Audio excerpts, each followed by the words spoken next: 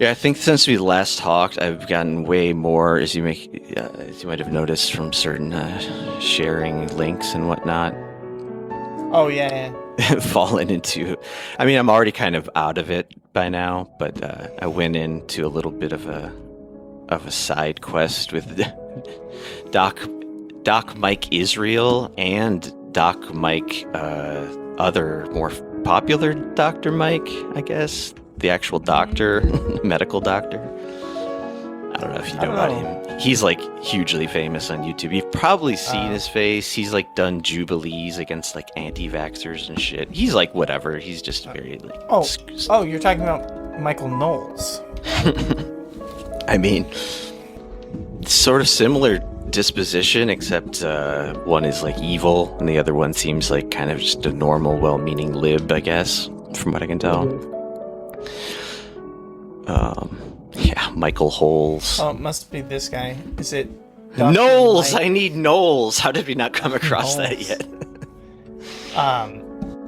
Mikhail Van Varsavsky? Is that the one you're talking about? Is this the Dr. Mike that you're saying? Oh yeah, they're both from they're both Soviet escapees, I believe too. Yeah. I mean, I just know him as Dr. Mike, which they both go by, I guess. But I watched an interview with the two of them and whatever. Yeah, they did a debate. Kind of. I mean, yes. With Mike Israel. Yeah, there was some debate there. Anyway. Yeah, I mean, that's what it's called. Oh, you didn't play that drop ever. Did you get the thing working? I did not. I totally lost track of what I'm doing. As perfect usual. And now it's all built up to be this epic, amazing drop. All downside, but we can't stop it, and no one's trying to make me feel better about it. Ooh. Not separate at the end there, but I feel like it's a good follow-up. Perfect. I'm semi-retarded, as you know. 3 drops. Not even trying. Stupid breezy politics clip or whatever that was. Damn, yeah, I guess the other Dr. Mike is more famous. He's got 15 million subscribers on Yeah, he's got way... Like, I see some of the individual video views after, like, 4 weeks. It's like 9 million and shit. Yeah, of course people love this guy. He's got some kind of diamond YouTube plaque, too. Yeah. I also listened to his Brian Johnson interview. I've been going in hard on Blueprint. Brian Johnson matters, sort of. Oh man, I bet this is stupid. Real doctor reacts to painful WWE injuries. That's gotta be bad. Is that the physician Dr. Mike or the? Yeah. Okay. Yeah, it's the real. Because the other one has probably done the same exact kind of video, I'm sure too. Yeah, sure. Man, the React video grift, once you get that rolling, holy fuck. It's just like, obviously I knew it was like an easy thing or whatever, but like, it really kind of hit me more recently how much of the internet is just that. Like the ultimate version, I'm going to say we go ahead and hit record and shut myself up. Yeah, might as well. Okay. All right. On 3. Ready? 1, 2, 3. There we go, motherfuckers. Welcome, fuckerinos. Here we go. Those who fuck mothers. It's an interesting thing about the word motherfucker I never considered. It doesn't specify. How many stand-ups have come across this bit by now? It has. The thing about exist. motherfuckers is I just can't really recall. There's 2 different kinds of motherfuckers, you know? There's your regular civilized mother. And then you got motherfuckers. Nah, man. You just break it down into like cold grammatical TED Talk style. You're like, you've got your motherfuckers, but then you've got the whose mother is being fucked subspecies. The real pervs, obviously, are the ones who choose not to fuck their own moms, but others. It's just selfish. I don't think that's true. I think the weirder people are the ones who are fucking their own mothers. And I've been watching House of Dragon, so now I'm more familiar with the You know, how that show has turned us all into wanting to do incest, according to, what was his name, Howard Johnson? No, what the fuck is it? Terrence Howard. Do you remember this? You heard about this? Being aware of being in the womb. No, Terrence Howard's... That's the Terrence closest Howard thing. made a post. Yeah, that he was said his that thing, too. after he had went off the deep end. This was like early, absolutely gone off the deep end. Terrence Howard, he like made a post when it was first. Like people are like, maybe this guy's kind of weird. He was talking about Game of Thrones and was like, Game of Thrones got us all into incest. And he's like, I think you're talking about you, man. The rest of us are not watching that show and being like, I'm trying to fuck my mom. Also, I was gonna say it's the oldest profession, even older than prostitution. Incest, probably, but that's a yeah, that's motherfucking. It's been around a while. It's honest work if you can get it. But also, yes, you having a sexual awakening, you're putting that on the rest of the world a bit there, Terrence. Sometimes, what is his thing? It can't equal one. 1 times 1 can't be 1. Oh, 1 times 1 is 2. It can't. 1 times 1 can't be 1, and that's how you know that all of math and science is fake. Oh man, he's gonna go down in history for that in a way that he would not have otherwise, just with the shaky acting legacy or whatever. Just the hustle and flow and having a micro penis. That'd be a good spot for the beating the shit out of your romantic partner's legacy. And it's gonna take a backseat to the 1 times 1, 1 times 2 legacy. Wish I had that drop queued up, the PBT saying micro penis. That's pretty good for me. Look at my micro. That's right, folks. He's in the house. Paul Bet Davidson. Dollar. I have a friend who just got a new dog, and they were like trying to think of names for the dog, and then they were saying how they just, I don't know, I just like PBJ. I like the dog just reminds me of PBJ, and I was instantly like thinking like Paul Bet Davidson. You gotta do just like a doggo pun, right? You gotta be like Paw Bet. Paws barking Dogginson. Paws Barker Dogginson. Or you streamline it, you simplify it. I think a good dog name could be. Or maybe something like We are Charlie Kirk. Oh man, just We Are Charlie Kirk is the full name. Fully that.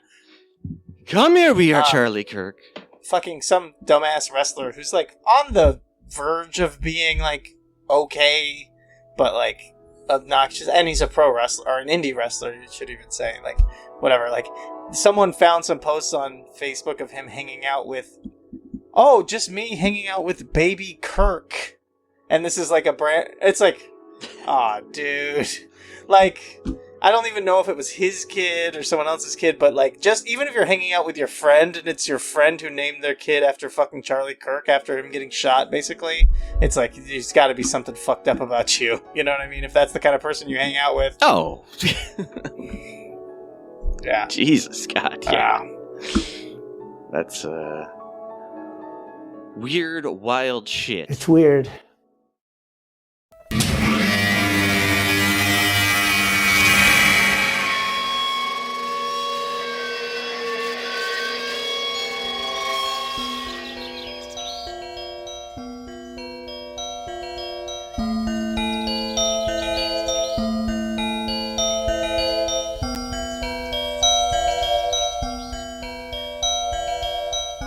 He walked out in the gray light and stood, and he saw for a brief moment the absolute truth of the world. The cold, relentless circling of the intestate earth. Darkness implacable. The blind dogs of the sun in their running. The crushing black vacuum of the universe. And somewhere 200 animals trembling like ground foxes in their cover. borrowed time and borrowed world and borrowed eyes with which to sorrow it.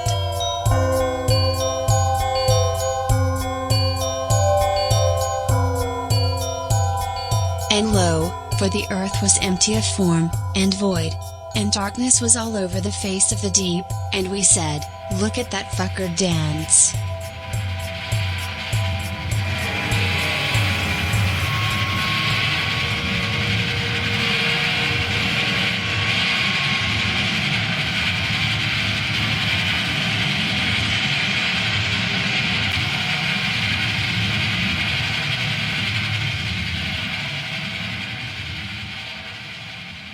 Welcome to Heat Death of the Universe, a podcast that's been seeing a psychiatrist in the back rooms and had part of a recorded session leak, and it went a little something like exactly this. I pay for your school, I pay for your time off school, I pay for the roof over your school, I pay for your school, I pay for your time school, I pay for the roof over your time school. How do you feel, Clark? Bill. How do you feel?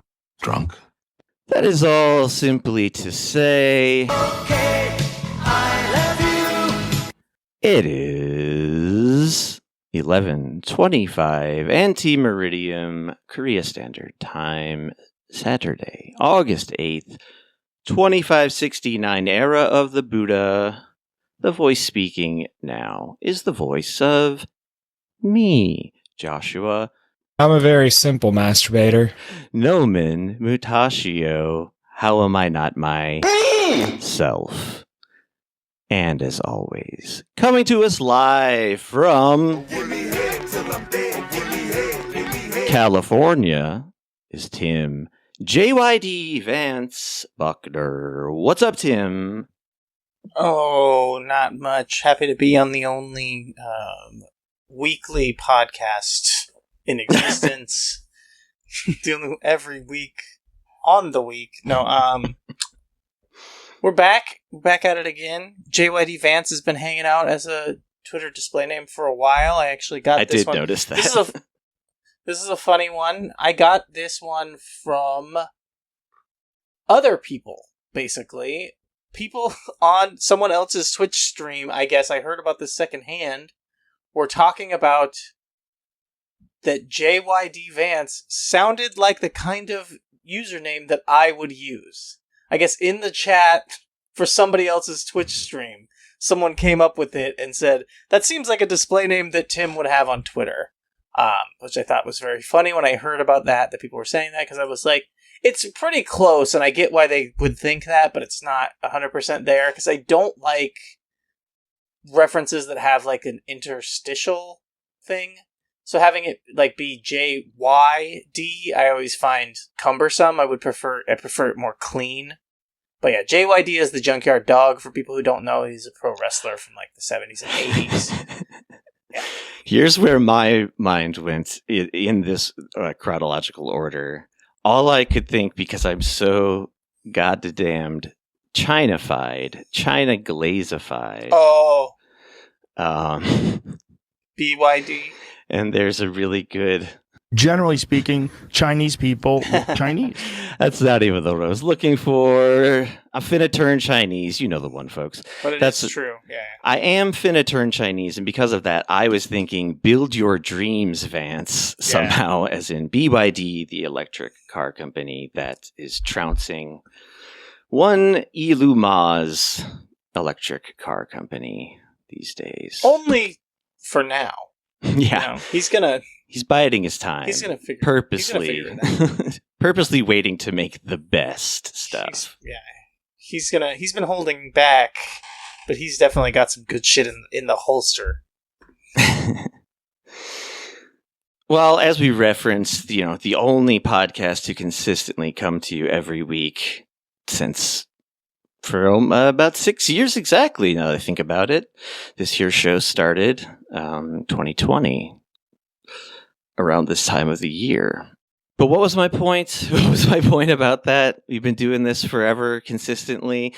Yeah, so because of that, we're going to do a little bit of a speed run that a certain chatbot, in all its chatbot wisdom, came up with the clever overarching title of what was it? A timeline of American grotesquerie or something like that. Oh, that's pretty good. Yeah, it's not bad, but it's very chatbotified. Something I'm really reaching my limit with, just the style of chatbot speak. But anyway, I did utilize one to just put things in chronological order that I've been saving up in our Discord, and we're going to kind of rely on that to, in a very systematized, non-winging it style way, talk about the state of the union of the heat death of the universe. Happy to say we are a bit, we're a few years out from that event itself, but we're getting there slow and steady. It doesn't feel like it where I'm at right now. It feels like we are in the middle of it. right smack dab in the middle of losing all energy in the universe. Yes, agreed. Yeah, it do feel such. But we can start with something, even with something pretty goddamn contemporary before we sort of circle back, I guess. And just congrats to Senate hopeful. What's her name? I have written here. This can't be right. Horley Peenvins. That sounds right. Who at her victory speech triumphantly declared, Israel comes to me in my dollar. I see Israel's Dollar. and I know that Israel will continue to Dollar. for the Dollar. people. That's right. Congrats. Congrats to the lady. The hard-fought campaign, a scrappy campaign, real shoe leather based. Yeah. The finest APAC sourced shoe leather, we'll say. But those were her words, by the way, folks. That's folks with the hard L and an X. I did not call them the money people of Israel. That was Horley Peenvins. It's the name we're sticking with for now. Yes. It works. But obviously we're meant to congratulate the cool guy who won the primary. The Chad. Speaking of halfway to something like the heat death of the universe, I guess that's like halfway to the Senate. Really connected all the dots together here. Mm-hmm. I suppose that I don't think we've talked about Haley Horvins at all specifically on this here podcast yet, have we? I don't know. Whatever. No. I don't think so. Because I think a lot of maybe especially born and bred Midwest types might especially find her fake her horrible fake accent choice that's been people have been pointing out for a while, I guess, especially offensive. It's not even valor stealing. It's just like, what's offensive? It's bad. It's just bad acting, and it treats people like they're complete idiots, I guess, is what's offensive about it. Sure. But I couldn't help but think about so the only comparable worse sort of fake Midwestern accents exist within the world of Fargo. A cinematic and televisual world that I love. And so I can kind of accept some of these actors, they're really trying their best to dial in some kind of Midwest thing, or they're purposely exaggerating this Minnesota thing, whatever. Even that over the top shit, falls far, far, far short of offensiveness, I guess. Compared to this bitch. Then in the realm of insurgent campaigns, I guess more generally speaking, Chinese people. Sure. Sound. I literally cannot hear or say the words generally speaking without that popping into my head. Can't even say general. Basically. General so's chickenly speaking. Yes. Yeah. But I was going to say that generally speaking, Midwest people sound Midwese. Also correct. That's true. So I guess on the bad news front, this is something that got brought up between exactly, I think, me and one other person in the Heat Death of the Universe Discord server, where things are hard to keep track of with thousands of posts and endless praise for the podcast in there. It's constantly rocking and rolling in there. Constructive criticisms and whatnot. But I did get a word in edgewise with Britton, longtime friend. Family. Let's say family of the show at this point. Yes. Well, you know what? Puerto Rican cousin of the show. You join the Discord and you make, let's say, minimum 3 posts, lifetime posts.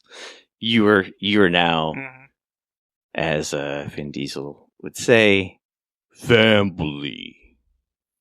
We were discussing one Shama Sawant.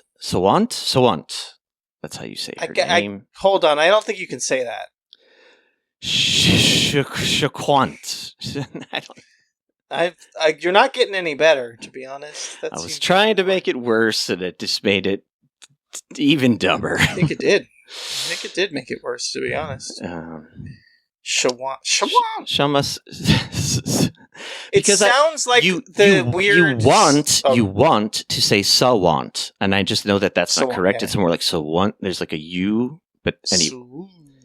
This cool socialist lady in Seattle, who I think doesn't get enough props, especially in this climate of like, let's all back these insurgent candidates. So I think she deserves bigger shout outs, including on the tiniest podcasts on earth. And which one's that? Yeah, you know the thing. Shama Sawant. She was racing against known Democrat politician. That's right. Longtime servant of the people of Israel in the state of Washington, USA, Adam Smith, who recently also had his own kind of viral embarrassment with also hilariously named Crystal Ball. Big fan. She lost. She lost by a lot to him up there in Washington. And that sucks. I guess it's not shocking. She's tried and failed before. She's tenacious. She's a good one. She's a real one. And basically, a certain Tassan Parker needs to get his goddamn shit together and put the Tassan Parker bump towards what she and I don't know, her faction on the left are doing, because they're not like hard line to the point where they're opposed to working with DSA people or anything, even though it's kind of treated that way. Anyway, blah blah blah. She's great. Help her win, and surely this will get directly to Tassan Parker, and we won't even have to give him a single $1 to get him to shout her out, right? Yeah. And then another race, I guess we may have some opinions about, possibly, that I noticed. I don't think we ever talked about either until this moment. It's funny. A lot of these insurgent people are getting characterized as like directly DSA or as avowed socialists, but they're not. Including Talafrico, as they like to call him down in Texas way.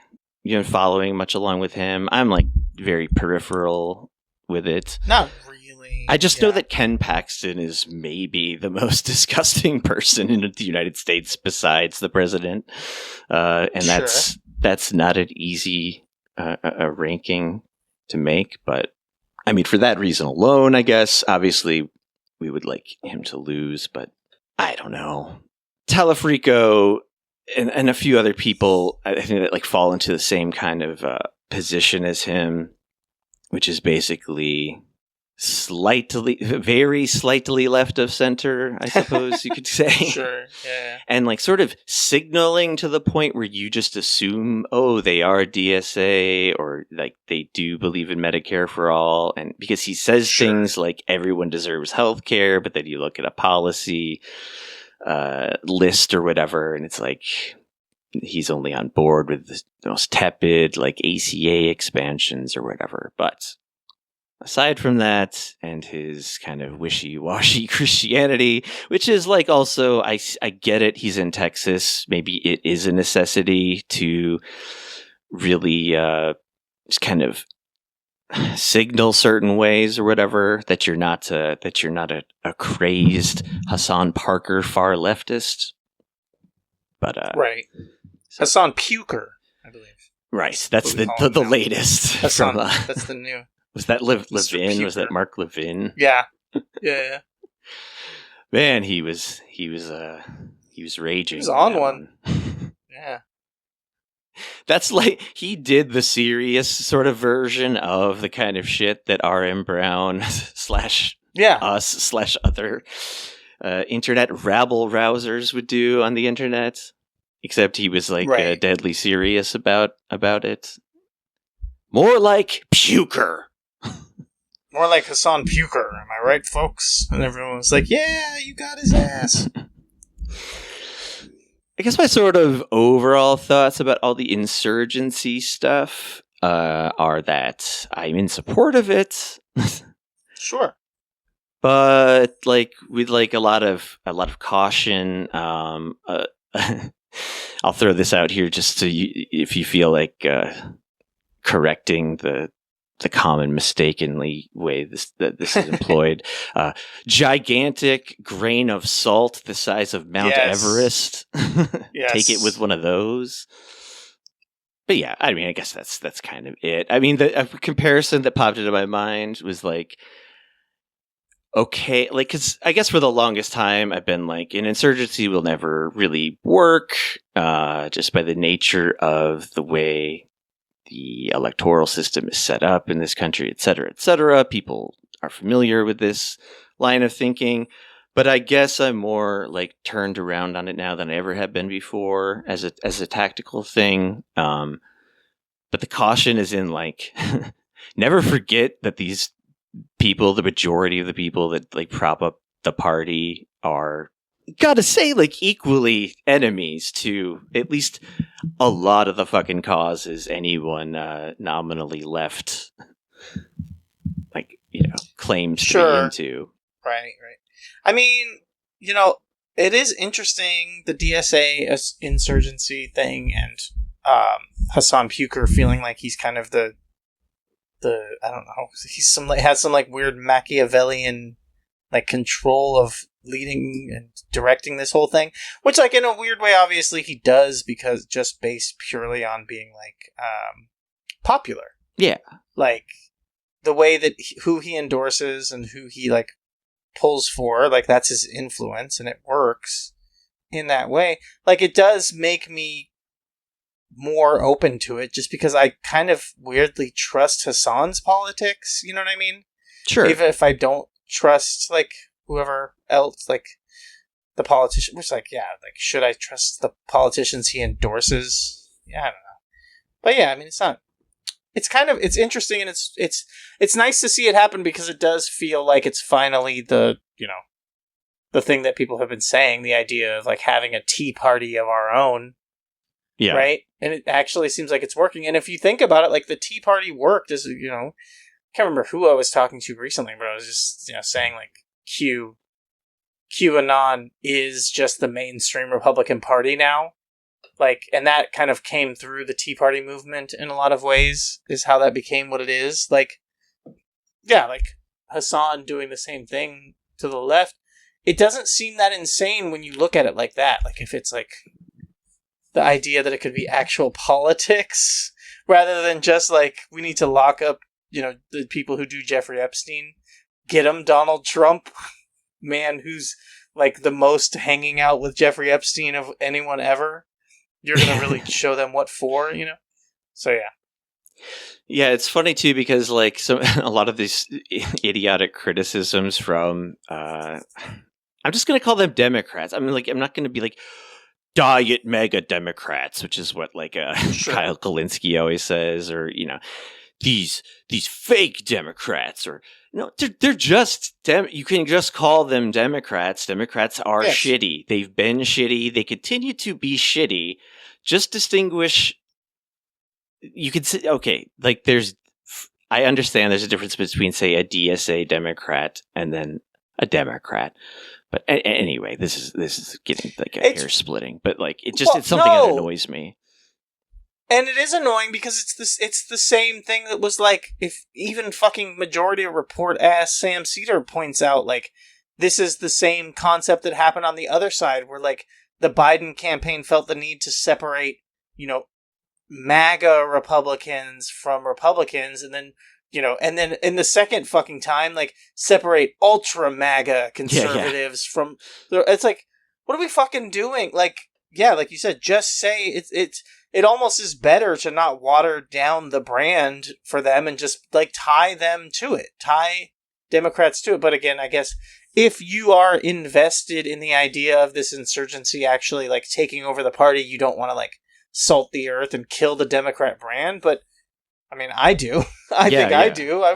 I'm not fucking, pulling for the Democrats to like, I don't care about the name. We take over the party, use the infrastructure, get what we can out of it, and then like go from there, rather than like, anyway.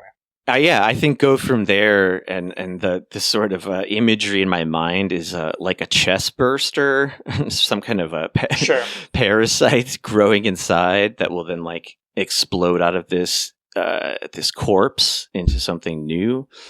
Meaning, like, I think for the sake of, it is like partly symbolic, but like even if there was like a full socialist takeover of the Democratic Party, I think a rebranding at least would be in order, if not just being like, all the people who believe in democratic socialism are going to move to the Democratic Socialism Party because now we have enough people and momentum and infrastructure and blah, blah, blah to compete again, within the two-party system. Something more like that, I guess, is what I would like to imagine, is maybe pie in the sky or something, as it might sound. Right. Yeah, I don't know. That's the way I'm basically looking at the whole thing, I guess. And this is like an ongoing theme in the podcast. Me basically sort of softening around the edges about certain like pragmatic tactics or whatever. I think a lot of times too, definitely myself included, people just have like certain timeline expectations about like political change that aren't realistic, I suppose, or you see things in history where it's like all this slow, gradualist hard work builds up to like this fever pitch, and then years happen within weeks, type of thing. So here's to hoping something like that happens. Operative word though being cautious, within cautious optimism. Right. But let's get that chest burster party started. Maybe that's what we can call it. Yeah. The Xenomorph. The Xenomorph parasite party. Yeah. Parasite party would work, because of the movie. People love to talk about that. Even though, like, everything about a socialist cause would be kind of like against the idea of parasitic like extraction and landlords and stuff. Like, right. Yeah. It would maybe make things a little confusing. I'm not saying I should be in charge of marketing or comms here, but, I guess that's all I got on the general topic of DSA insurgency. And again, congrats to Israel comes to me in my dollar. That's right. And just because I see it on the board, and speaking of Israel, It's not a mystery. Check out the USS Liberty. Never forget the USS Liberty.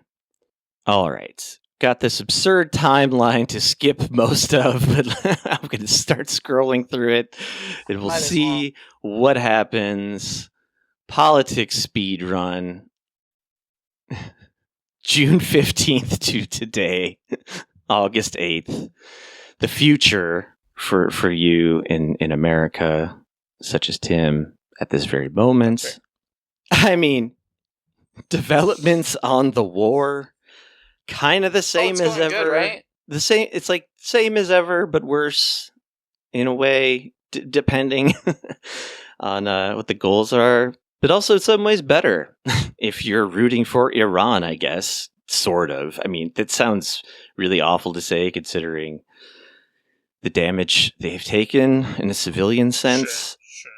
But you know what I mean. They are Draxing us, a word I've just said for the first time in my whole life that I don't even know what it means. I mean, I know what it means through context. What is Draxing? Grok, what is Draxing? How do you even spell it? The comic book guy from the Guardians of the Galaxy. Oh, is that what it is? A comic reference. I picked it up from... Is it? I don't know. Some commentator. I mean, what you just said and then what I looked up, it makes total sense. Drax, played by that wrestler actor man, Dave Bautista. Yeah. Yeah, I mean, he's strong.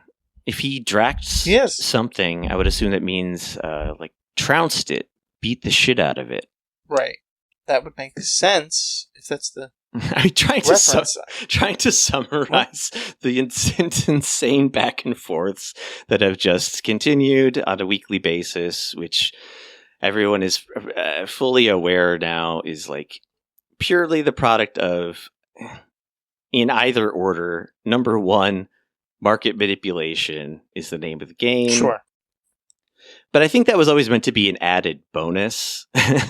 And this thing is dragged on to such a way that it's just like, well, it keeps going, so you might as well keep cheating and stealing through it. Yeah. But kind of, we really, really wish we could end this. So basically nothing has changed there. I don't know if we even really need to like update a lot of the specifics. I can't remember if we mentioned the fact that the Houthis are back in the mix, which is just making things even worse for the United States in terms of like now the Houthis are applying another extremely powerful choke point blockade in the Red Sea, as they've done in the past. I'd say they're well within their rights to be doing this, just as they were to be boarding commercial vessels in the name of ending a genocide, which, FYI, still continues. Side note on that, anyone who actually gives a fuck about Gaza, Palestinians, all that stuff happening, the Lebanese, all victims of Israel in the United States, needs to stop speaking of the Gaza Holocaust in the past tense.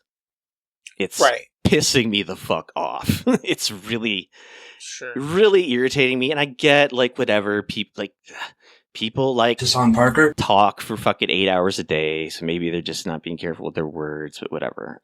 And guys like this do what it do, Pentagon. Come on. Twerk for me, Pentagon. Often speaks of it in the past tense. So you're on notice, Kalinsky, Parker duo set, the melded time cop station hybrid chimera of Hassan Kalinsky. Hassan Parker. All right, that was the sidebar. Iran continues winning. Absurdities continue piling up. I mean, I don't know. we could. You've seen the clips, folks. You know what's going on. You know what's going on. I mean, I'm curious about like there must be shit I just don't see because I get everything sort of secondhand. I rarely go straight to the source of Trump's truth feed or whatever. Sure. But I hear that's where you get the real shit, though. Did you hear about the you can sign up to get his truths early? It's amazing. They're doing a subscription truth. Yeah, that's down here on the list somewhere. Yeah, it's no, I mean, please do not worry about getting ahead of anything. Oh no, yeah. No, I'm just saying it's pretty amazing. I'm trying to remember how much you have to pay. Subscribe to the president's insider trading feed. Like that's what it is, which is like cool. Yeah.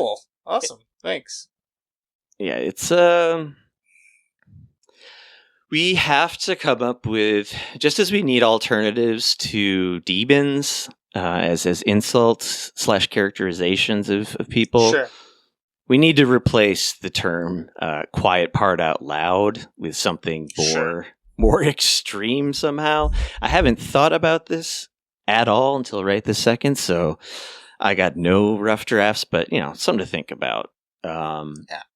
Because this shit is beyond quiet out loud type signaling, and so is like everything essentially Trump does, but I don't know, somehow this feels even louder, quiet to louder than even other things. Louder than Crowder? How could it be louder? That's one way we can look at it. Yeah, it is. I would say it's equally as loud as Crowder's cry for help regarding his true sexuality or whatever. I don't know. Louder than the roar at the heart of the sun is Trump's Truth API. That's no good, but we're crowdsourcing this, folks. You know the thing. It's than dollar. There we go. That's right. Yeah, so you're going to want to get in on that, I guess. Are you seeing how much it costs to join Truth API? No, I didn't look. Let's find out. I think he was charging, I think, $1 million to join the Board of Peace, or was it more than that? Nice. Okay, the Truth API by Trump Media and Technology Group costs up to $100,000 per month. A lower tier of around $60,000 per month is reportedly available for subscribers who commit to a multi-year contract. Ooh, that's nice. It's like it's like when I buy supplements online and I get the subscription for a nice savings. Yeah. Get about 5% taken off the top or whatever. Yeah. So, I mean, honestly, I'd say that seeing this aspect of it puts this squarely back in the realm of purely ethical business practices over here. Yes. So I take back everything I said about Truth API. Mr. Trump, sir, I will be joining it. I will give you my every last dollar. And say, look at my Mr. President. So yes, I did hear about Truth API. We covered all the reflecting pool bullshit. I think the only thing that came up after we talked about it was that it was like proven beyond all shadow of a doubt that every goddamn thing Trump said, which obviously was already so obviously false, was like really extra false. Yeah, didn't was it Janine Pirro is like the DOJ and she like dropped the case against the canoeist, said, the Olympian canoeist. Yeah. And basically just said we all know this is fake. We're not going to keep going with this. Yeah, she said I'm semi-retarded, as you know, but even I can't abide by this this flim-flam nonsense. Yeah, because they drained the pool and revealed that there was no 350-foot long single razor blade slice. And they said that it was a lot of slices came together. It was a lot of little slices. I think the only damage revealed too was from when Trump put the motorcade on it. He drove his gigantic bulletproof SUV across. Yeah. Before it had time to finish curing or something like that. To survey his vast kingdom of the reflecting pool. Yeah. He had some shit to reflect on, man. And of course there were hilarious denials that, it's too far away now from my memory to remember what they were specifically, but they were typical Trumpian bullshit, just never admit anything, always be on offense at all times, no matter what. Reflecting pool, reflected upon. Moving on. That's right. Seeing the word here, alleged saboteurs, just reminded me of a series of fucked up news stories that I don't have right in front of me. I don't know if you heard much about it, but this whole FBI directive to basically do Red Scare the 1950s version, not the bohemian layabout version. Style rounding up of anyone who doesn't like anything the government arbitrarily decides, being anti-Christian, anti-capitalist. We went through the list before. Clen Cliplin's spleen, famously working on this, alerting us to all the scary fascist Nazi shit that just looks more like movie fascism than it used to in the past. Whatever. It's more fascist now. I'll admit it. Is that what you want to hear, folks out there who are sick of me doing this two sides are the same bullshit? But ultimately, they're basically the same. I will live and die by this. Whatever. I'm really having a digression problem here. You gotta help me out, man. Might as well keep it rolling. This was interesting, and we skipped it last week, and I think we're gonna skip it this week again because we can go back to it later. We've skipped a lot of things last week, to be honest. Sorry, last episode that is yet to be finished. Being edited. Anyway, what was it now? Remote work is bad for us enters the discourse. We'll talk about that later because it connects. We've talked about the concept for like a decade at this point, but it dovetails with this another article. Is the point, which I'll find later because I'm basically explaining how we're not going to talk about it today, and we're going to move on. I was about to ask, what does dovetail even mean? But then I thought about it and I was like, that's a kind of carpenter joint, isn't it? It is. I assume it just means that's what it means. Bring together in a complementary way. It really just means like that. It's just referencing the dovetail joint, like they're gonna be married together. It is, and I always think of the word first and foremost as something I heard in a Beatles song. Glass Onion, that's the one. Weird. Well, and he said, trying to make a dovetail joint, yeah. And because it's the groovy late 60s, I maybe assumed it was in reference to a marijuana cigarette or something. That's fair. Who knows? I mean, maybe it was. Mostly I was just tapping my damn toes, like in the song, but... It might have been, he might have been trying to do a double entendre, It's very possible. That wacko joint. Like to play with some goofy words. Cease the song I Am the Walrus for the greatest example of such.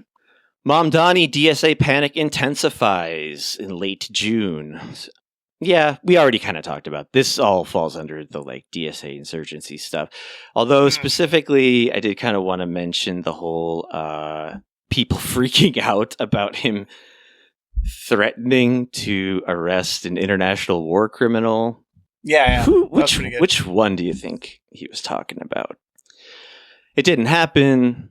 As Mom Donnie revealed, they don't actually have the legal authority to do that, apparently. And I think the main reason isn't even because they're a state government necessarily, although I think that's part of it.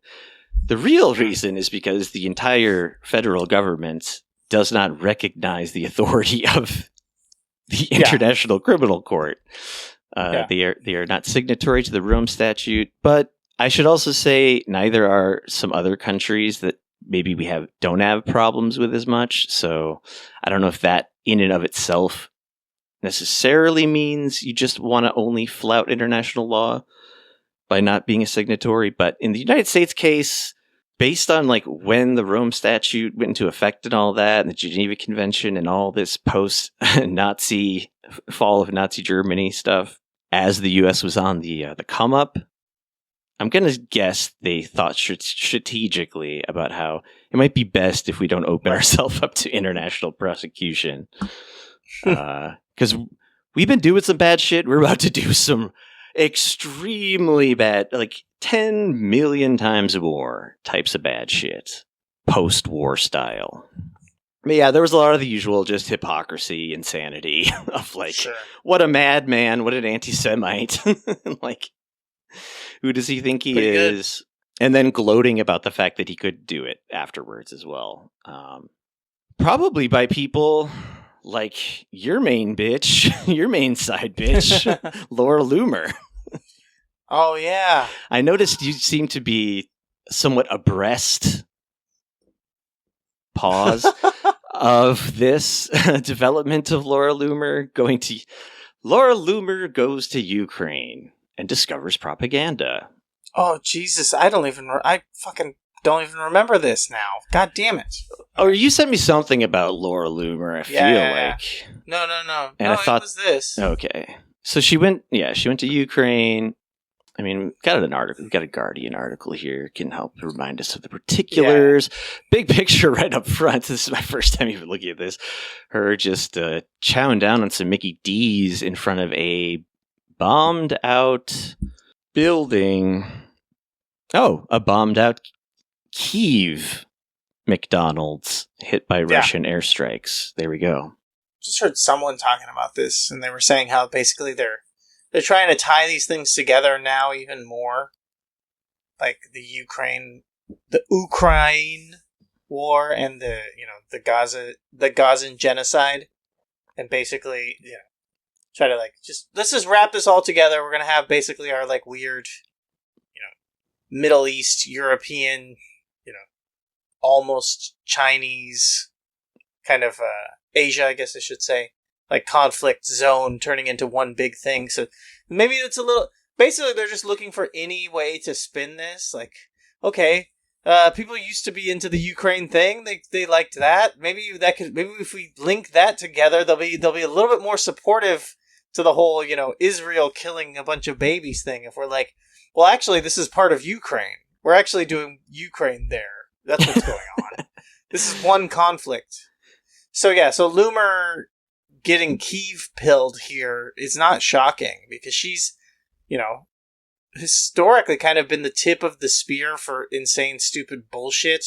Like I talked about QAnon basically just becoming mainstream Republicanism. She's hand in hand with that. She is a figure of this kind of right-wing insanity. So I'm sure that what she's really doing is just playing carrier pigeon for, let's reach back out and be like, yeah, we still care about Ukraine, right, guys? We all still really care about that. And when you think about it, Ukraine and Israel, they're best buds. They're working together, really.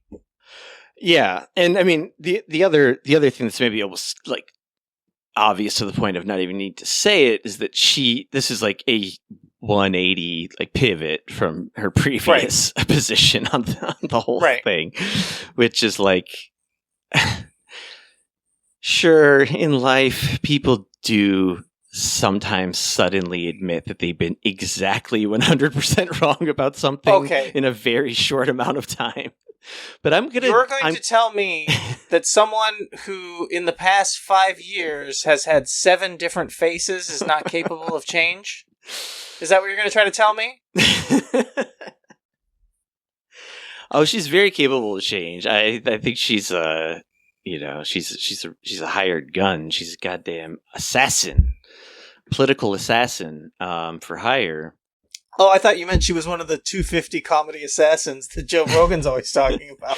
She might be, actually. She's funnier than a lot of those fucking people. I mean, not really on purpose, I guess, but yeah. I'm sure Laura Loomer has better punchlines than No Breaks Timmy over there. Yeah, I mean, I've never seen fucking Jocko, what's his face, chow down on dog food for $100 on the Joe Experience. How has Laura Loomer never been on the Joe Experience, or has she been? That's a question. Probably not. Probably not. She had. I mean, think about the people he's had on. It's not crazy to imagine that he could. But maybe she is still that step too far for even Joe at this point. I don't know. But you remember like CIA agents and fucking the Egghead Man and Peter Thiel and shit. Like they're just as ideologically horrific as her, if not more so, because she doesn't believe in anything. She's just, like I said, hired assassin. Yeah, I think more than anything though, it was just like their timelines didn't match. Like, the time that she was politically ascendant and relevant didn't match up with, like, when Joe was having, like, that kind of Trump person on. So I think now it probably wouldn't be impossible that she wouldn't come on now, But I think that up until now, there hasn't really been a time where, like, she was, like, relevant and he was as supportive of everything than he is like now. Like, it matches up, but even now she's like less relevant than she was at a time where it would make sense for her to show up. But again, I still think that she probably would show up. It also, like, if you search AI comes up with saying Loomer targeted Rogan on social media following his public appearances and commentaries. So she also has probably been messy to him on the timeline, and Joe doesn't just forgive and forget. You got to kiss the ring, you know what I mean? Yeah. Oh man. Right-wing activist Laura Loomer is engaged to a private partner. President Donald Trump accidentally broke the news publicly during a White House Christmas party in December of 2025. Do you remember this? That is very funny that our big, wet, sloppy president outed her for being fucking engaged publicly because he's Trump, and of course he did. I don't remember that at all. God damn, that's good, though. How could I not remember such profoundly important news? Right. Yeah. No, I know. It's just such a perfect Trump type thing. You know what I mean? To fucking out her for being engaged when she's trying to keep it private because he can't help but just say everything. It's honestly very neocon George W. era coded. Remember outing the spy way back a billion years ago? Did George W. Bush personally do that? I can't even remember. Or was it just like through like leaked it was something or something. something? Like yeah. He didn't just get up to the like. He didn't tweet out before Twitter existed. Hey man, you're a real good crack up spy. Yeah. Damn, this thing where Laura Loomer was talking shit on Joe was like from like a month ago. July 15th, 2026. She does a way too long to read post basically saying Joe Rogan is a lifelong Trump hater. Yeah, so. He got him elected. I know. Oh, Loomer, never change except for getting worse and worse and worse. Just yeah. Oh, that's the Trump line. I didn't change. I got worse. That's Laura Loomer. Everything except for that beautiful face. That's the only thing that's getting better and better. For some reason, the phrase that now pops into my head a lot just popped into my head, got me feeling like Dark Ketis, which just reminded me of some celeb gossip news we can break on the podcast. Yes. Which is that the least surprising, like, Me Too-ification of all time has happened recently of Jared Leto. It's like, there must be like dozens of websites that have like those like countdown things, like they did back in the before time, ancient times, the countdown to the Olsen twins turning 18 type shit. Yeah. Except for that was crazy that like came out as like a story recently where it's like, why is it, what? I thought this is already like mainstream news. We've talked about it a ton on the podcast. Everyone's talked about it. Why are people acting like they're shocked or this is new? Everyone knows this guy is a fucking creep with a cult. Like, what? But god damn it, oh my god, Laura Loomer is too good. She's calling him Tucker Carlson. Like TQATARLSON. Tucker Carlson. That is, god damn, she's good. Anyways. Man, is she She's creeping up the ladder from side bitch to right. main squeeze over here. I love speaking Marvel, of she's so good. main squeeze, I know this is insane, but pardon me for 30 more Oh, seconds. you're gonna go squeeze it out? Yeah. Alright. Good luck. You know how they say, like, Qatar? Right? Like, the name of that country is Qatar and not Qatar? Like, that wouldn't work as good for the Tucker Qatar. You know what I mean? It doesn't work as good. It's gotta be Qatarlson. Tucker cut. Yeah. it's a little. It doesn't work. Yeah. Scrolling down on this Guardian article about Loomer going to Ukraine, I just was reminded of this image of Trump and Zelensky meeting in like this vast hall of the Vatican for the funeral of Pope Francis. It's supposed to, like, they're going for like this is like FDR and Stalin and Churchill at Yalta type vibes. But it's just, what they're talking, like, we've seen the footage where, Trump and JD, like, brutally DP'd the shit out of Zelensky in the deepest chamber of the White House, the gold room.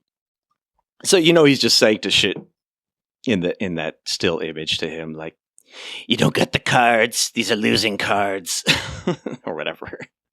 Two evil men for slightly different reasons, mostly unified by the reasons being monetary, I would say.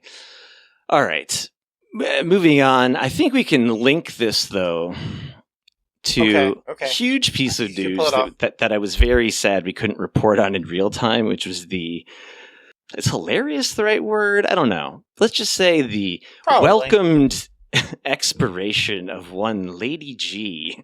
Oh, yes. Who also happened to have his last moments on Earth in Kyiv as well, I believe, or somewhere in Ukraine, a weapons plant. Did you hear the conspiracy theory that Russia just took him out? Yeah.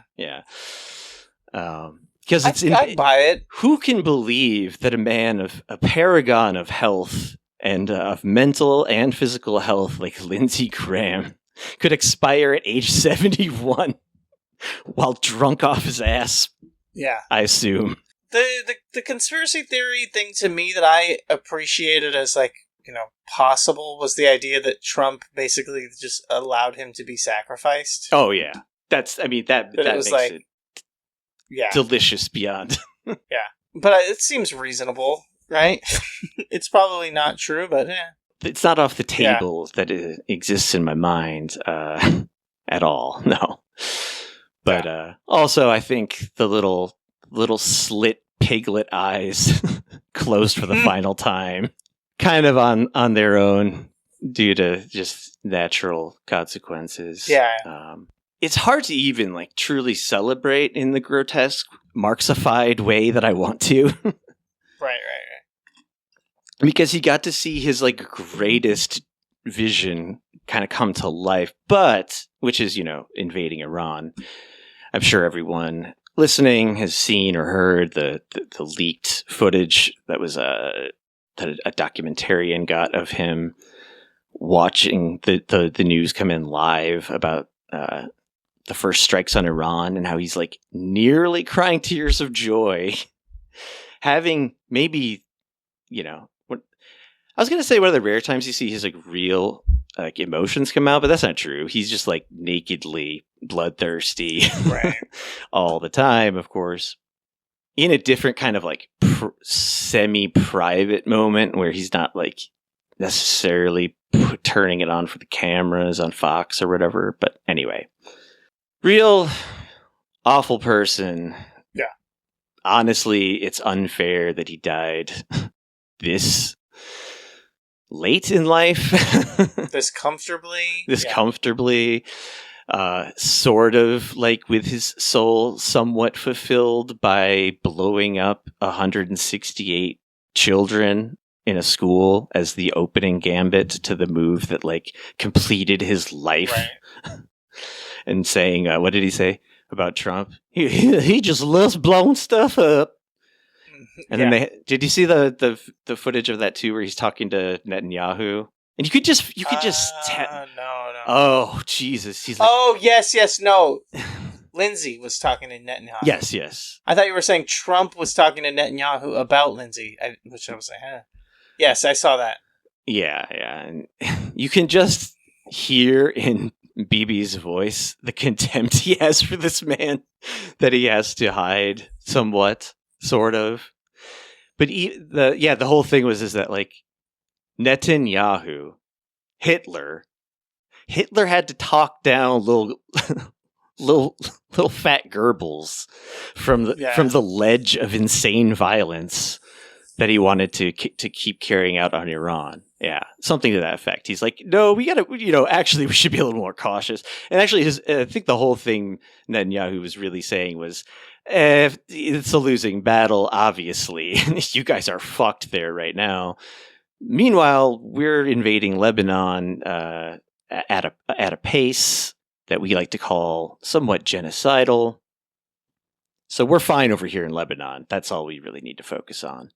And kind of told Lindsay to like, just like relax, be patient, be happy with the win. 168 girls got disintegrated because we were trying to... girls, ew. That's gross. Yeah, that was what he said. That's what he was saying when they told him.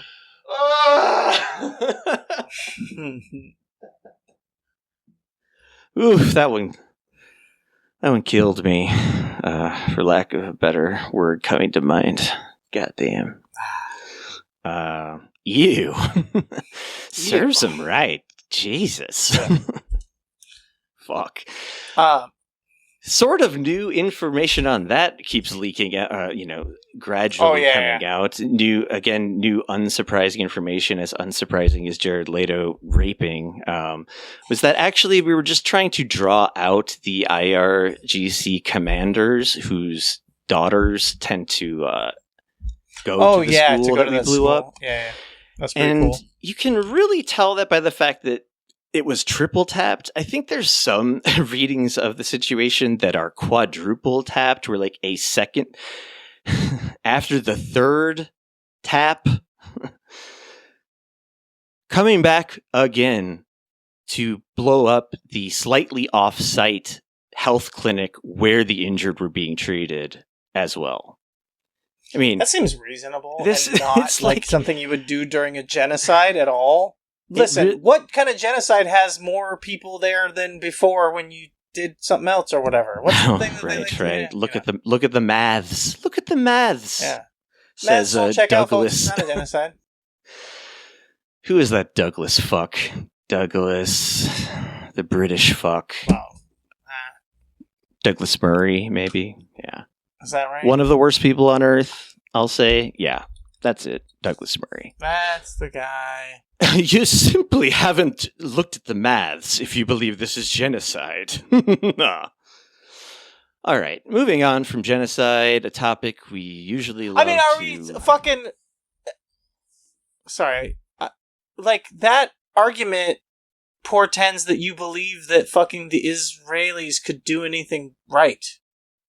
You know what I mean? Like, even the shit that they brag about that, like, they made up, or like, oh, we created all these great things, like, they fucking suck at everything. Like, the argument that, like, if they were trying to do a genocide, they would be done already. It's like, yeah, these are fucking... They suck and trip over their dicks trying to make, like, a juice machine. Right? The Juicero thing that's, like, a bag of juice that gets squeezed by a robot. You know what I mean? Even that thing, like, fell apart. Like, you're talking about some of the most incompetent, inbred, disgusting fucking excuses for human beings on the planet, and you're going to be like, clearly if they were trying to do a genocide, there would be less Palestinians, not more. And it's like, well, yeah, clearly if they were good at anything ever, yes, but they suck ass. They're even bad at genocide. I mean, I think it's a little of column A and then the column B that I'll add, which is that they are competent enough to to use a little strategery, Sure. as one great past U.S. leader once called it. Yeah, you see it in that classic, classic to me, I guess, people who, I don't know, scroll through tons of horrible Israeli shit. Classic video footage that Netanyahu asked, he told the person with the old school camcorder to shut it off before he made the following remarks, which were like, America's really easy to fuck with. It's actually incredibly easy to sway them. And so yeah, there's definitely some of that going on as well. And I know you're you're making a somewhat darkly comedic point. I understand as well, but the real pushback to that stupid, disgusting Douglas Murray style argument about well, they would have just dropped a nuke on Gaza if they really wanted to kill them all. It's no, they also value them as slaves historically, currently, and in future plans for new Gaza City, the gleaming, The Line Part 2 or whatever they want to turn it into, which has fucking blueprints for slave quarters built into it on Jared Kushner's fucking PowerPoint presentation. But anyway, didn't I say enough about genocide? I don't know. Here, I got something fun. I got a fun little palette cleanser, a post that just came across the board here. This is a good one. There's, I guess, some kind of breaking news. People are talking about it. Hassan Puker, his event speaking on the University of Washington campus is getting canceled. The university claims it has determined the process of organizing the event does not meet the necessary rigor for the speaking series, blah, blah, blah. Quote tweet adding his 2 cents to this, our man, our king, the master of having that little ego. Let me ask you something, please, himself. Green Glenwald. Ben Shapiro and Milo Yiannopoulos both became giant martyrs of free speech on the American right when their invitations to speak at some American colleges were canceled. The University of Washington just canceled the speaking event by Hassan Parker for very similar reasons. Amazing work by Glenn Greenwald here. Taking Hassan getting canceled. That's right. And turning it into they're doing Milo. They're turning Hassan into the next Milo. As if Hassan hasn't already eclipsed the cultural relevance of both of those guys 1,000 times over, while also constantly being a fucking free speech martyr the entire time. Dude, buy a fucking clue, man. That Glenn Greenwald is it's almost sad. The thing that a few months ago, a year ago, whatever, people are talking about, why is he turning into such a weird Fox News creep? Just clawing at what little attention he can get. It's yeah, because he's become so culturally irrelevant and just thriving, but then so out of fucking touch and just again irrelevant. It's sad. It's have a little bit of dignity and just fucking retire. Unfortunately, it's sad because his fucking husband died and his life sucks or whatever now. But it's just yeah, dude. A couple of years ago when things seemed like they were good for you in personal life, just step away. You had your moment in the sun. Do something else. Yeah, it's just Jesus. It just comes across so out of touch. He should just. You know what he should do? That's just I'm sorry, I was wordless for a second because it's just such a stupid take. I don't even know what to say, honestly. Yeah. What he really should have said in place of that, Glenn, just get representation out there. You could have just tweeted, every single person on this planet is gay. And been done with it. Called it a day. Dusted off That's right. your hands from all the keyboard dust. And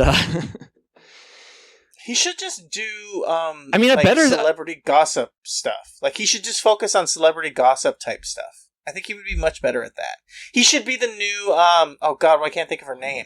That female comedian who did the red carpet things. Ah, god. Oh, I feel so bad for forgetting her. She's a legend. Joan Rivers and her daughter.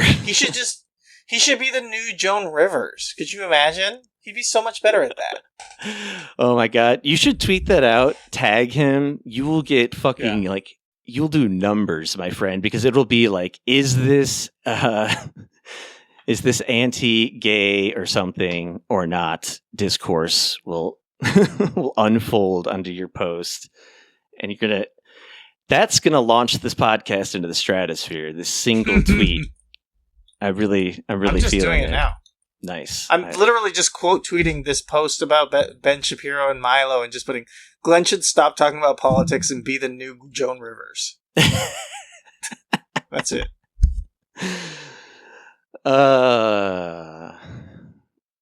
Yeah, I mean, a better thing he could have even said besides Every single person on this planet is gay. it would have been even something along the lines of like, trade.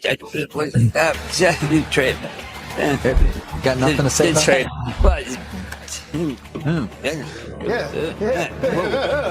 all right, well, you know, I'll also just say, Glenn Greenwald, for this one, you belong under the prison and you need to Go to shut the fuck up, Bill, forever. Yes. When Glenn is doing that uncontrollable whatever thing, that just rambling, when he says trade, he means something different. He's not talking about the stock market, folks. a rough sort, if you know what I mean. Yes. Wink, wink. dollar. Yeah, Glenn, there are more dignified ways to earn a daily dollar than that. So, you know, I think in a more distant past or something, I once said things about Glenn Greenwald like, I sorta, kinda.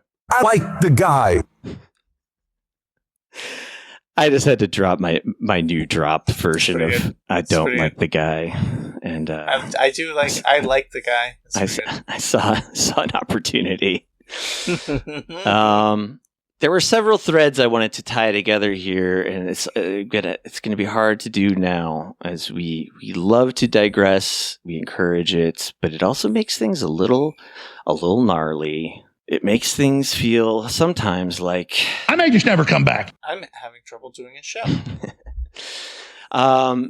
So yeah, Ukraine, Lindsey Graham died. I guess we got to that. Yeah, the thing I was wondering about his death, of course, the most obvious thing is like, just wait for all the Rent Boy confessionals or whatever, leaks for money to come in. But as far as I know, they haven't really yet. Or the thing is they could have, and just no one would notice, because as Jared Leto is the most obvious sex pest, we'll say, to put it nicely, Lindsey Graham is the most obviously closeted person on Earth. So maybe it just doesn't even need mentioning. You know.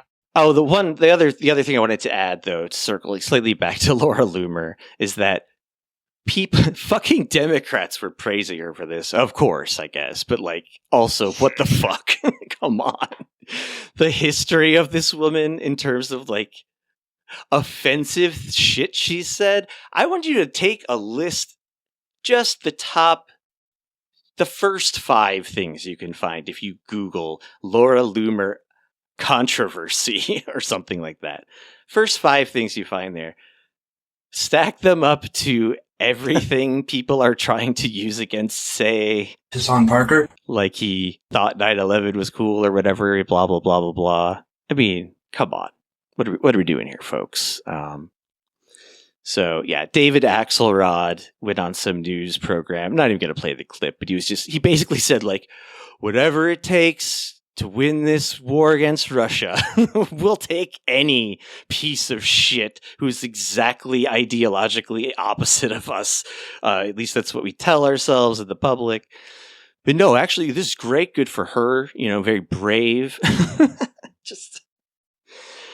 These people are the fucking worst, which is why Operation Face Hugger Chest Burster needs to take effect with this whole DSA insurgent campaign thing going on.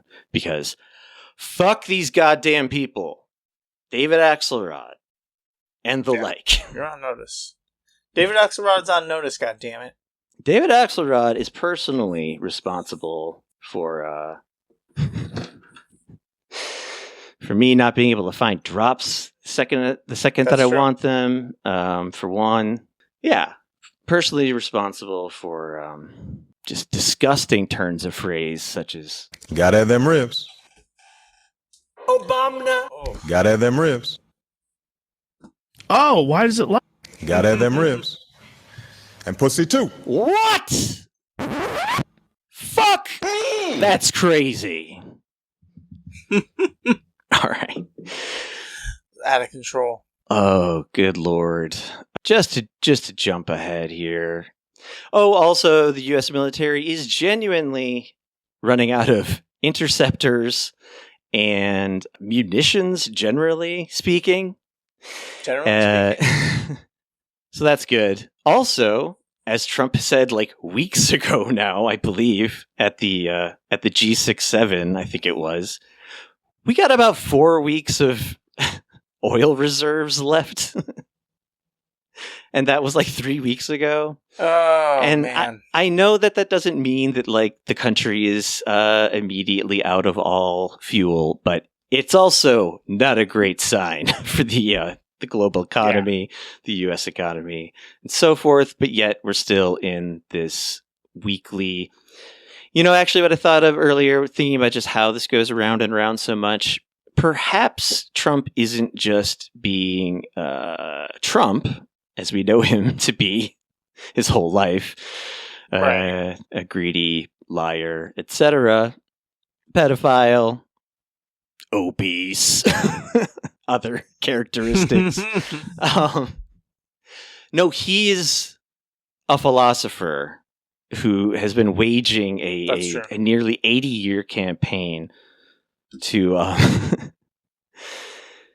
empirically prove that the Nietzsche's thought experiment about the eternal recurrence, imagine you live your life over and over again infinitely. He's setting out to prove this is like a metaphysical reality. This is more than just a thought experiment or metaphor. Truly, we are living in an eternal recurrence of some sort. And I'm just saying, like, give Trump the benefit of the doubt here. I think he's earned at least that, right? It's possible he's a philosophy professor trying to scientifically prove Nietzsche's eternal recurrence is physically manifest. But beyond that eternal recurrence, onto the other eternal recurrence, RFK Jr. being stupid. Did you catch some of his incredible stupidity and very solid moral backbone? He's got a lot of consistencies in his worldview going. Right.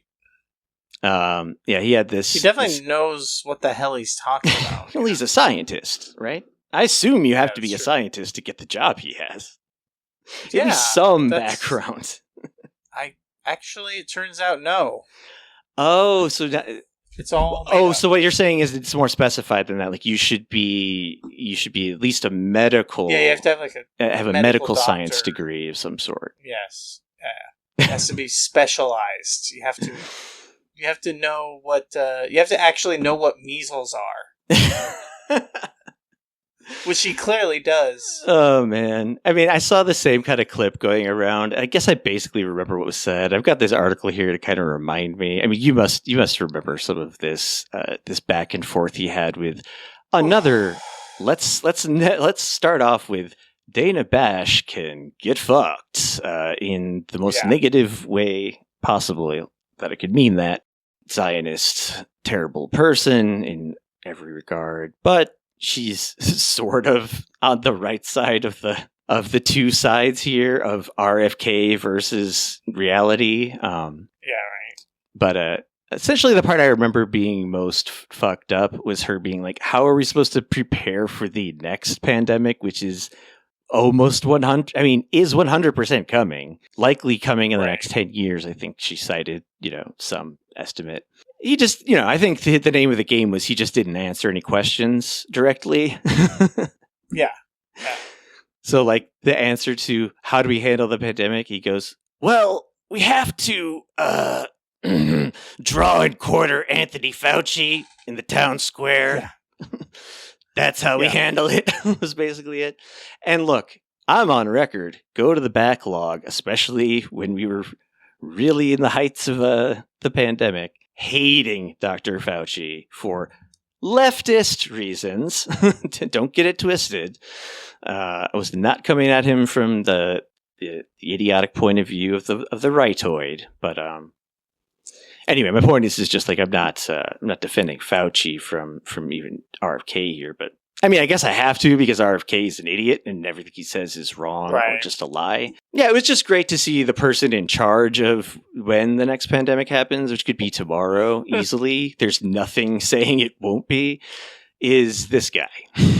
So, feeling good about the state of climate disaster and disease around the world, the global economy. RFK put our minds at ease by, I believe I mentioned this in the Discord. Listening to him puts me in the state of mind that like, say, I imagine Alex DeLarge, I believe is the full character name of A Clockwork Orange, feels when he hears Beethoven's Ninth played to get that MK Ultra Manchurian Candidate horrible stomach and head pains.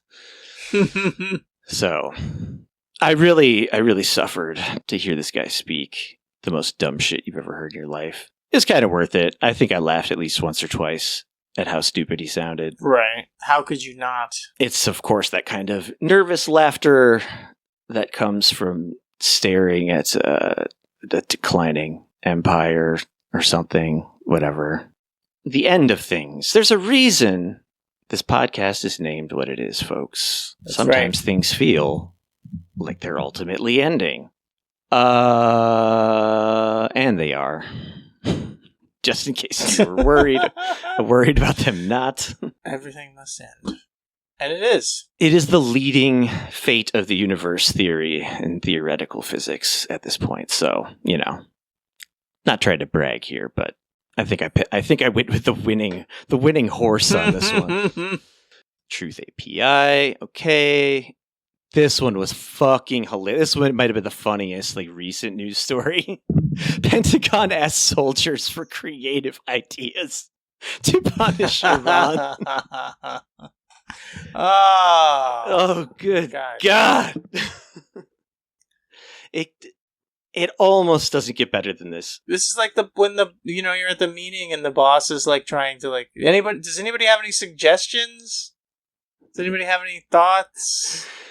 Except this is about World War III civilizational ending matters. Yeah.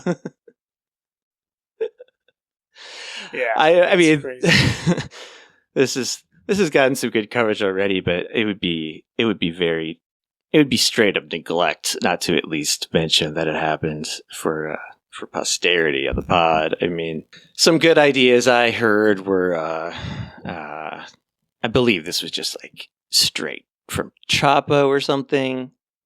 Trump should just join the winning side, which is a pretty good idea. Yes. Yeah. I like that. I liked that quite a bit. Yeah. I just heard Max Blumenthal come up with one, but maybe they can have the lady with the hair, Masih Alinejad, airdropped into Tehran to yell at Mojtaba Khamenei and start a new protest. I don't know, what would we call it? Women, life, freedom? Oh wait, we already tried that. I don't know, get a big horse, a big wooden horse, and have the Kurds come in on the horse.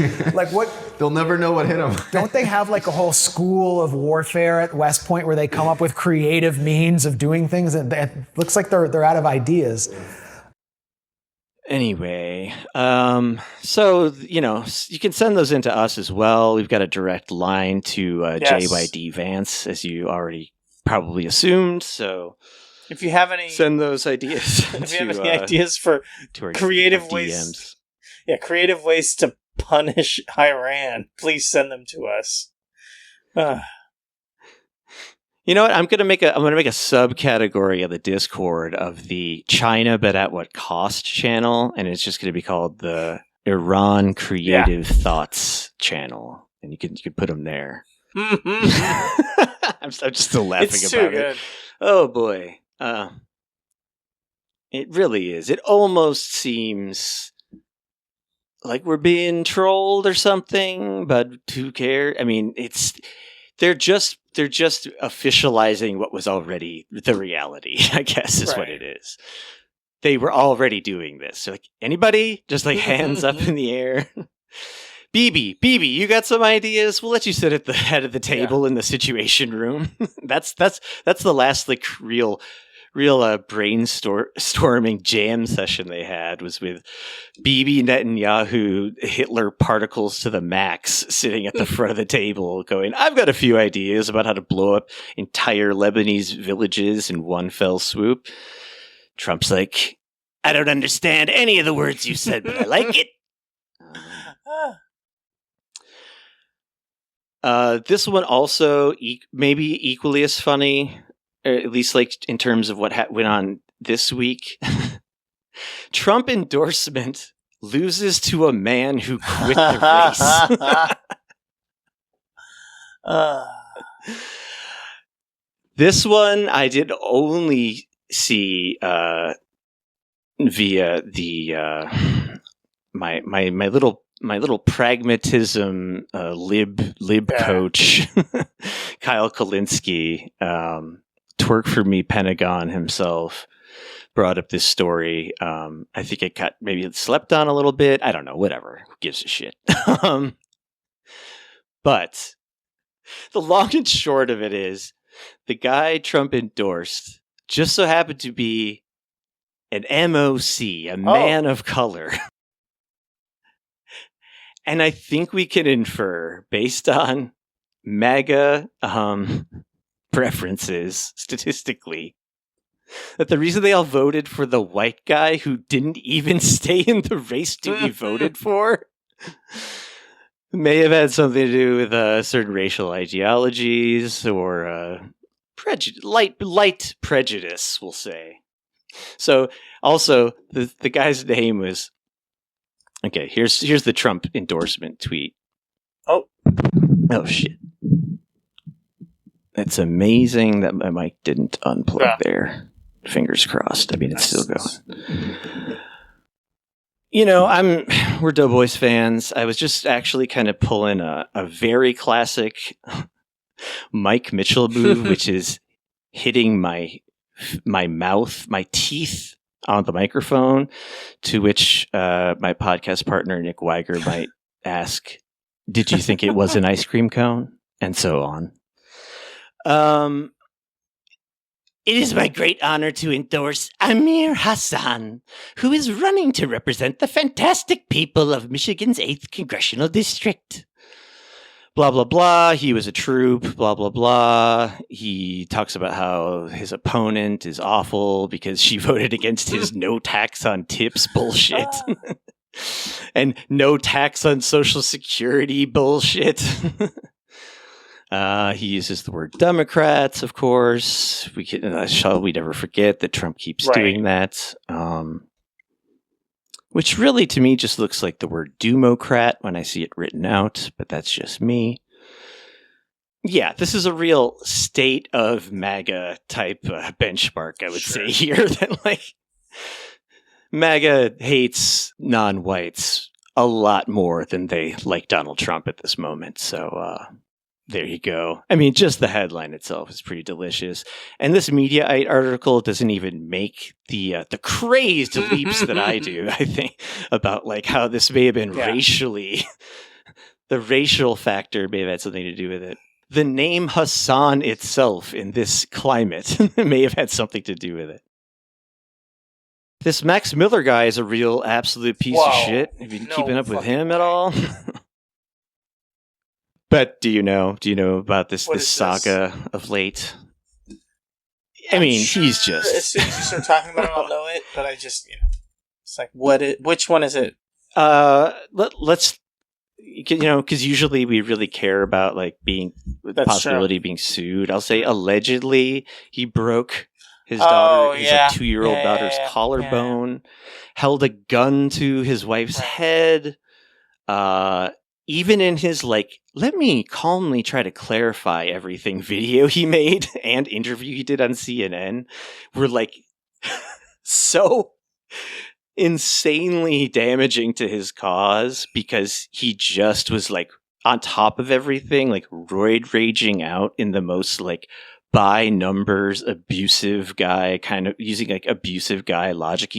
One of his things was, if I beat my wife, why did she offer to make me empanadas 2 days later? Empanadas, specific. My lawyer tells me using specifics will make this more believable. Like, he might as well just say all this shit when he's talking. Did you actually like hear any of his like his actual shit? It was pretty. Yeah, it was pretty wild. Wild is the wrong word. It's horrific, demonic, of course. Just fully tuned up. Yeah, I got the Grumble Tony in. He's a real smell fungus Gundy gut. Yes. Ultras crepidinarian. Yeah, that sounds right. Yeah. Ultra crepidinarian is an insult for a person who makes presumptions and offers advice or opinions beyond their sphere of knowledge. I'd say that fits. Yeah, he's a very limited sphere of knowledge, which is, doing MMA holds on your daughter. Just not talking about fucking laws and bills and things in the house.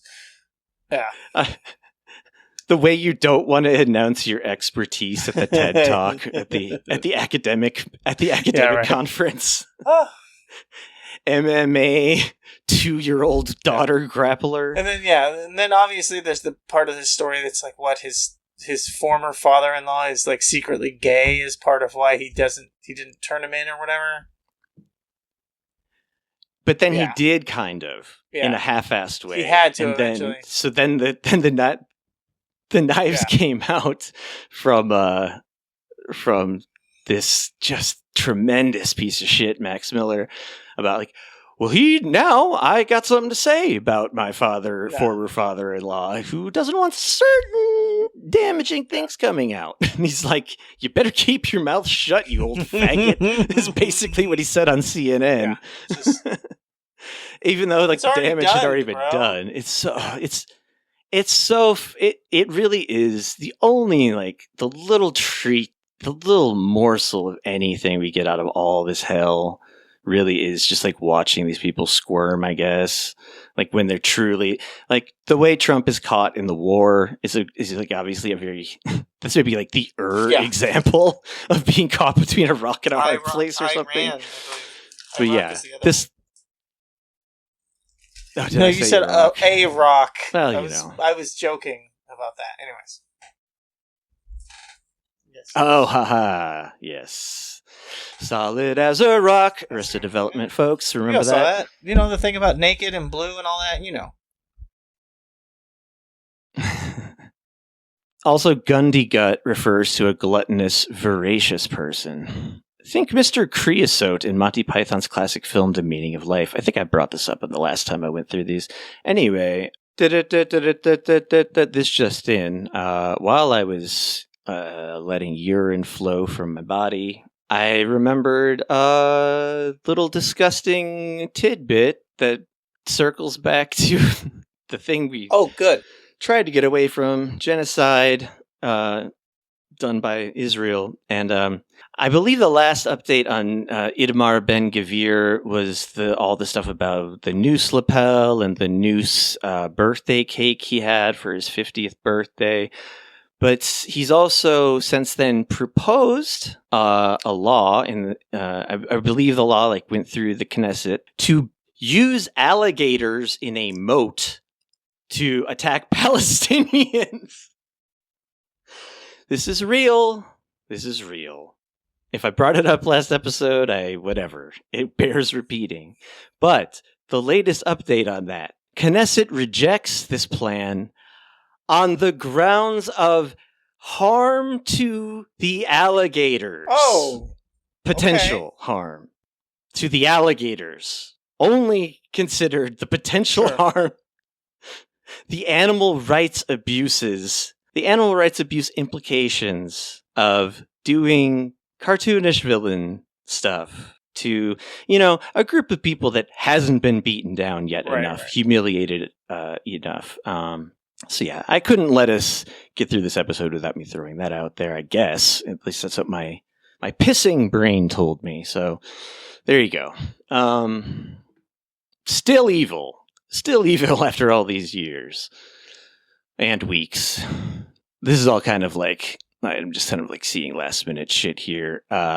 This is a slight throwback to something hilarious that happened that I feel like didn't get enough coverage, at least in like our sort of like whatever media circles we pay attention to or whatever. But do you know about the richest man in crypto? How he got like a pay for pardon? Sure. We'll call it, yes, from Trump. Who he was imprisoned for money laundering directly to Al Qaeda.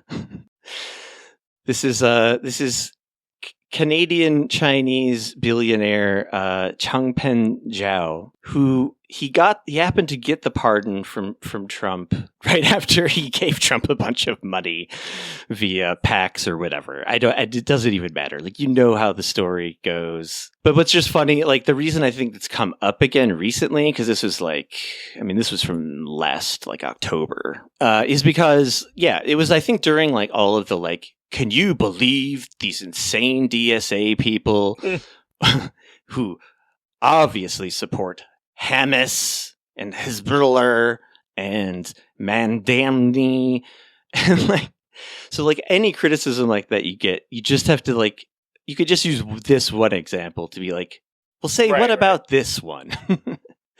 Your president is in league with not one, but two minimum agents of Al Qaeda.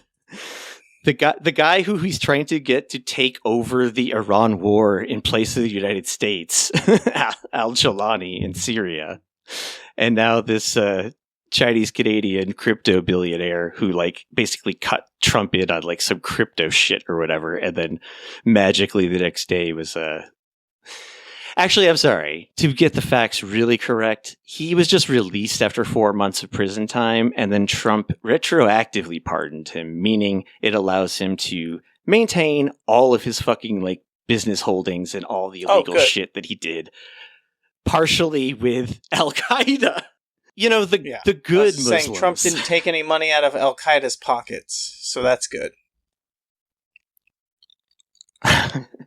Yeah, thank Christ. In fact, I would guess in roundabout ways we're putting it directly in there. I mean, I know we are for a fact propping up regime in Syria and Israel and Morocco. That was a new development too. That was insane of Israel to do.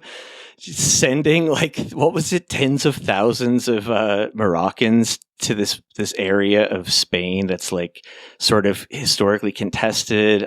This is all purely off memory here, but it was literally as just it was Israel trying to do like dank meme edgelord shit, but with human beings on like a real like risk board of the earth in real life.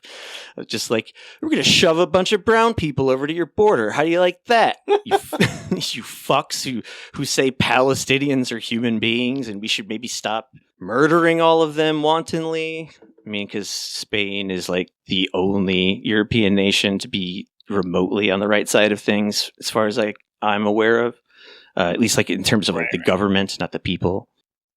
So that was amazingly petty and Israeli of them to also making it even more Israeli. They're doing it exactly in the nuclear ambiguity way, where they're like, oh, we don't take any responsibility for this, but damn, we love it. We fucking love this shit. Oh man, Itamar Ben-Gvir, get out there, start tweeting about how this is awesome and how they deserve it. It's like so fucking obvious what's happening, but anyway, it's that thing that Israel does that, frankly, I'm getting a little bit tired. Peeved off about it, man. I don't know about you. I feel like there's maybe one final thing. More not. I mean, there's always more, of course. But there's never enough. There's always too much. I think that's probably good enough for today. Whew. I forgot that I have drops for a second. There we go. Fantastic. Oh, it's all coming full circle, folks. Earlier in the episode, I was like looking for a real timely drop, I was like, because I'm always glazing China, and I'm finna turn Chinese. It means I like China. Maybe that'll be the final rant. Yeah. China. Why Koreans still hate it so much more than America and Japan, as our patriarch Dennis Miller is wont to do. I got off on a rant in the Discord a little bit about this, so I'll just say it, the even briefer version of it. There's like a very recent opinion poll of South Koreans saying like basically favorability towards other nations. USA still number one. Second, Japan, known like two known genociders and mass immiserators over decades and decades of Koreans, period, south and north alike. Still like them way better than the big red fucking menace who, oh God, it's just so... I believe in my little rant, I went on something about how just the U.S., killing, 2-3 million people in Korea with bombs, just endless carpet bombing, maybe the worst in history ever. Not to mention all the shit Japan was doing for like the 35 years leading up to that. It just seems unfair to China. We'll just put it that way. And it you have to ask yourself, what did China ever do to South Korea that is so much worse than even one of the very bad things the US or Japan ever did to it? But yeah, people are brainwashed, understandable reasons. It's been decades of brainwashing and using iron-fisted military dictatorships to shape South Korea into what it is today. A capitalist paradise where nothing goes wrong, everyone's super happy, no one is committing suicide at record rates or drinking themselves to death at record rates, not a single person in the nation. And if they did, it would probably because they're sad about how North Korea is all communist. Yeah, and that whatnot. is a bummer. So I don't like to think about it. Yeah, so to that opinion poll, I say... I don't wish death upon anyone, kind of, but... All right, it's time to taste the new flesh. Elon Musk is American hero. Long live the new flesh. General recommendations, right? Is that Pop. what we do here? Gen Pop. We're going to Gen Pop, folks. We're in Oz, and we're going back to Gen Pop, where things are about to get sexy.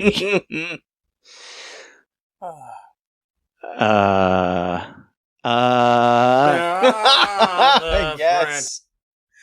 That's a good one. New favorite drop. Shout out James Adomian. Okay. Do you want to go first? Do you have anything? I mentioned watching House of Dragon. Got caught up on. If we binge watched from the beginning until like it's out now, the new season or whatever. It's fine. It's exactly what it's meant to be, I guess. It's very watchable, and it's just like, who cares? So yeah, if you just want some slop to put into your eye holes, it's pretty good. This is not necessarily a general recommendation, but more like a plug. I was on Through the Years. It's THROH. It's a ROH Ring of Honor. It's the name of the wrestling company.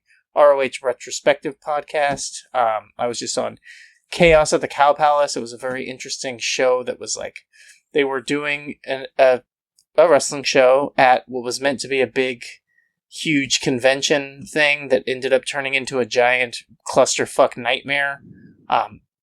So there's tons of interesting drama to talk about, and then there's also some like unique situation wrestling wise that happens on the show, and getting pretty good feedback from people who are listening to it who are actually enjoyed it. So I would say check that out. It's the Through the Years guys do a really good job of like kind of telling a compact story per episode around everything that's going on. So this is another one that's like definitely a good place to like, you can kind of check it out as like a docu series without really caring about like wrestling or knowing the details and all that kind of stuff. You could actually just kind of like listen to that episode of that podcast and you'll get the story just in that episode. Yeah. Nice. That'll be linked in the show description, of course, under general recommendations. And I will recommend, very last minute here, I had this written down from like weeks ago. YouTube genre of people listening to music they've never heard before. Yeah. Do you know this genre? Yeah. Or we have. Did we? Yeah. Okay. Well, if I've already gone off about this on the podcast, I mean, it's worth saying again, because it's like, it might have, yeah, whatever. Either way. People are going to repeat themselves on podcasts. It's just like I said, I don't happen. know that like this is a thing like, oh, you recommended it or something. I'm just saying, like, I know that me and you have talked about this before. It might have been separate. Sure. Yeah. Gotcha. So those are really weirdly fun. I do tend to notice that I land there usually if I'm under the influence of alcohol. It makes it just I don't know, more of a deeper experience or something. I don't know, but it feels very wholesome and like connecting with people or something in a weird way, even though it's all like at bottom, like attention economy content slop, like at the end of the day. But it's like, I don't know. It's just fun. I'll just say it's fun. And it's fun to see how people react to stuff that you've maybe listened to your whole life that they've never heard somehow, like incredibly popular songs they've just missed or whatever. You start to see a pattern on these channels too, where they do a lot of the same kind of songs, like Nirvana doing Where Did You Sleep Last Night is a really common one. I see like thumbnails of a lot. And it's always like, classically trained opera singer listens to Nirvana for the first time.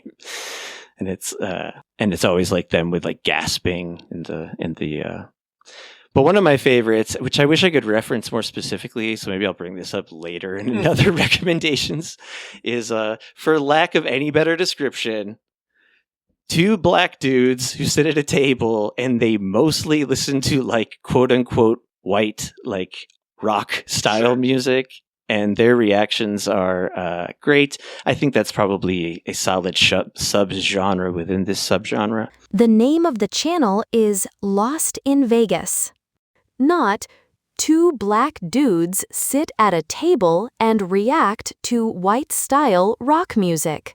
But anyway, that stuff.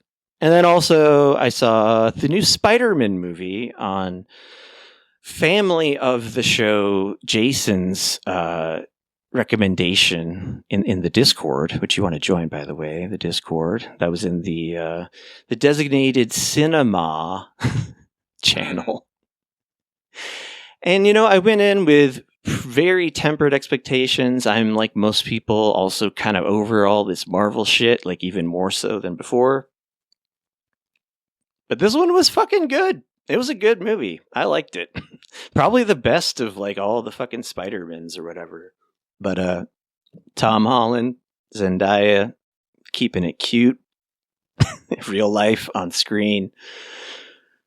We love, folks. Right. So if you haven't seen it, get your ass to the theater, to the 4D IMAX. Feel the love rumble through your ass cheeks. I watched it just 2D. Anyway, I gotta get going. I gotta go to the bathroom. Look at my... Final recommendation. Look at my penis. Okay. Discord, show notes. You want to go to the show description. which contains a link to the Discord, which you want to join and post within. Show notes also contain links to our recommended things and Tim's other podcast, which you more or less just describe for the good people once again if you feel like it. What's that podcast called? QNTR. It's so the main podcast is kind of weirdly on hiatus still, but I have been doing the T1 where I talk about every night of the G1 solo, keep it under 10 minutes per episode, and just tell you basically the only things that are worth watching very conservatively. So yeah, check that out. At first I thought you were like having like a fucking renaissance periodization of productivity, because all I kept seeing was like a new episode uploaded as an alert, and but before I actually clicked on it and I finally put it together, putting out all these like shorter ones, but still, it's productive times at the RSS feed. Don't downplay that. Plenty to listen to there. Also, I don't know if this is true, but perhaps it's a possibly good entry point to new people to not have to not commit to a full episode. I don't know. Trying to spin it in some kind of marketing way. That's kind of the idea of the T1, is that it's more digestible coverage of the G1. Okay. It's easy. If you don't actually want to watch a bunch of wrestling, I'm going to tell you the very bare bones what's worth watching from this tournament, and that's it. That's right. And with all these recommendations, we must close in prayer and say simply that nothing bad can happen. It can only good happen. All right, folks. As some kind of mishmash of internet trolling, what's the word I'm looking for? Voltron-like instantiation of mega commentariat types always say, all downside, but we can't stop it, and no one's trying to make me feel better about it. Ooh. Okay, I love you. It's like they're not even trying. Good night. Good luck. Good morning. Vietnam.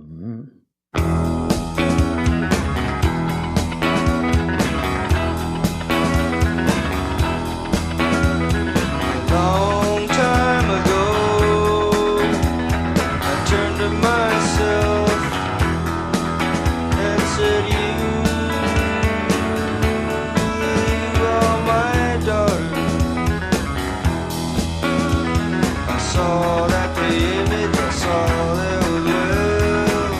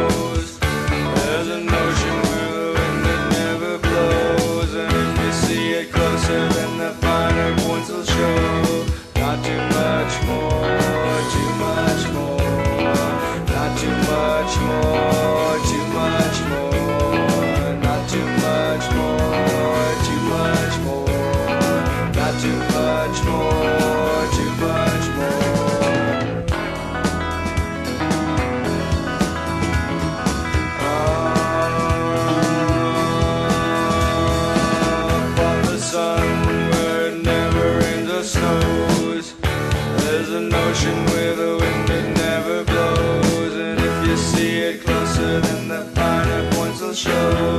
Not too much more, too much more. Not too much more, too much more. Not too much more, too much more. Not too much more, too much more.